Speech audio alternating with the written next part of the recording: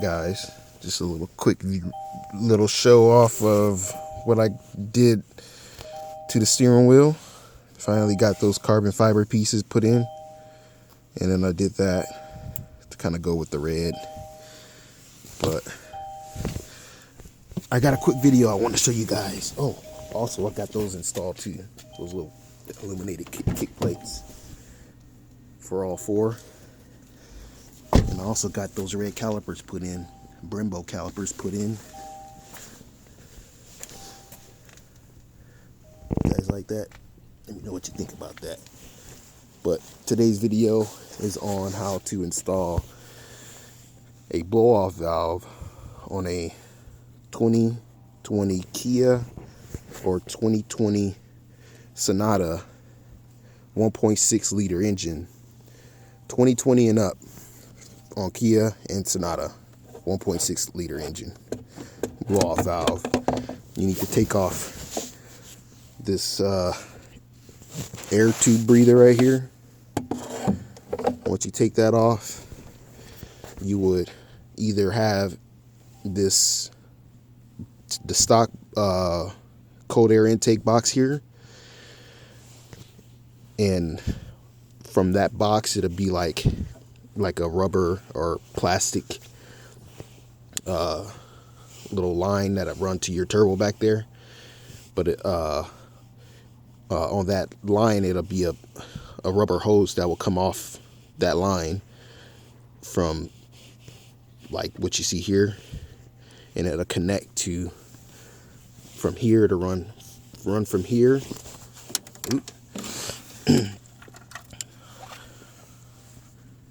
It'll run from here down to what would be your original blow-off valve, right?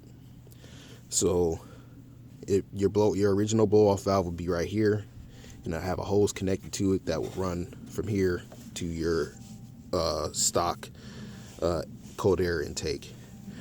What you need to do is you have to take off this plastic piece here. Then once you take that off, it'll give you room to see these screws here, 1, 2, and 3 back here. Okay, in order to get to mainly this screw, you would need to have to take off those two bolts right there to take this metal piece off. Once you take this metal piece off, you can move this forward so you can have enough angle to get to this screw here. And to get to the third screw, you just pull off this rubber piece, and it'll give you coverage right over that third screw back there. And you could put a Torx bit down on that third one. Once you take those 3 off, this piece you will pretty much have to save it, because you'll have to put it on the Berger Motorsport blow-off valve, which is this right here.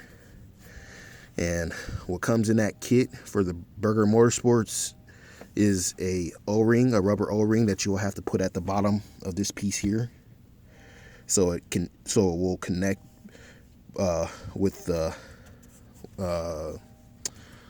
this thing here. I forget what it's called, but you have to put that O-ring on so it can pretty much seal the two connections in between, so the air can flow through and blow out of this part right here. But yeah, you would have to take off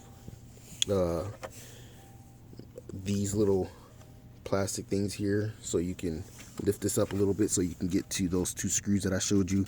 So you can pull this off, get enough leverage to pull that back so you can get that screw off, and then pull this off so you can get to that third screw. And then this one is obviously, right there, so you should be able to get that.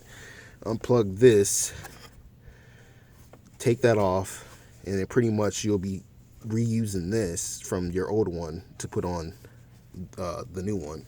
But the hose that was going to from the old one to this piece here, you wouldn't need that hose anymore, because the blow-off valve doesn't have a connection for it to go to anymore.